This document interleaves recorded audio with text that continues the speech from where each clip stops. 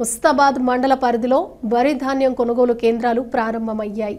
మండలంలోని పలు గ్రామాల్లో రైతుల సౌకర్యార్థం ఈ కేంద్రాలు ప్రారంభించగా పోతుగల్ గ్రామంలో వ్యవసాయ మార్కెట్ కమిటీ చైర్మన్ తలారి రాణి నరసింగ్లు అధికారికంగా వరి ధాన్యం కొనుగోలు కేంద్రాన్ని ప్రారంభించారు.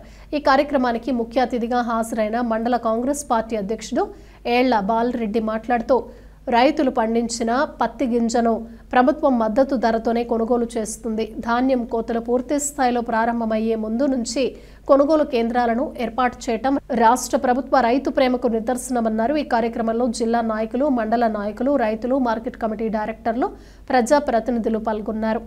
ఆడవారు ఇలా ఆర్థికంగా అభివృద్ధి అయితే రాష్ట్రం ఆర్థికంగా అభివృద్ధి అవుతుంది. మరి అదేవిధంగా మీకు కావాల్సిన టార్పాలిన్ కానీ, కాంటలు కానీ, వడ్లు ఎగబోసే మిషనరీ కానీ ఇవన్నీ కూడా అందుబాటులో ఉంచాం. వాటిని కూడా మీరు ఉపయోగించుకొని మీరు ఈ వాతావరణం కూడా చెప్పకుండా ఉంది, వర్షాలు వస్తాయి కాబట్టి మీకు అందుబాటులోనే దాదాపుగా చాలా టార్పాలిన్ కవర్లు కూడా మా వ్యవసాయ మార్కెట్ కమిటీ ద్వారా తీసుకురావడం జరిగింది.